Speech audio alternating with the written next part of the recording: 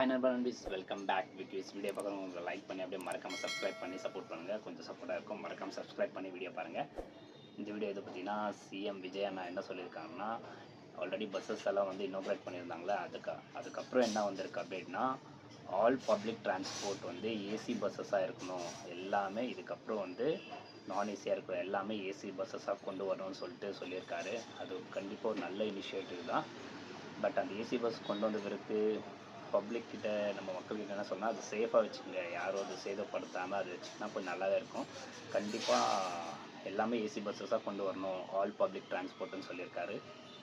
Super good initiative தான். அதுக்கப்புறம் இன்னொரு அப்டேட் என்னென்னா, சிஎம் விஜய் அண்ணா வந்து கரூர் விசிட் பண்ண போகிறாரு. அந்த 41 ஃபேமிலிஸ் அந்த இன்சூரன்ஸ் ஆச்சு இல்லையா கரூரில், அவங்க ஃபேமிலிஸ் எல்லாம் மீட் பண்ண போகிறதா கரூருக்கே போய் ஜூலை 10th ஆர் 11th வந்து செகண்ட் வீக் ஆஃப் ஜூலை வந்து மீட் பண்ண போகிறாரு.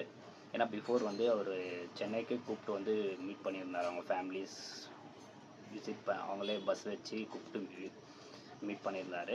ஏன்னா செக்யூரிட்டி கன்சர்னால் வந்து விசிட் பண்ண முடியாதனால ஒரு டிவிக்கே தலைவராக மீட் பண்ணார். இப்போ சிஎம்மாக வந்து வித் செக்யூரிட்டியோடு போய் மீட் பண்ண போகிறாரு அந்த ஃபேமிலியை. கண்டிப்பாக இது நல்ல விஷயந்தான். அதுக்கப்புறம் அது முடிச்சுட்டு அதுக்கப்புறம் government project welfare of government project inaugurate பண்ண போகிறாங்க. அதை பற்றி கண்டிப்பாக அப்டேட்ஸ் வரும்.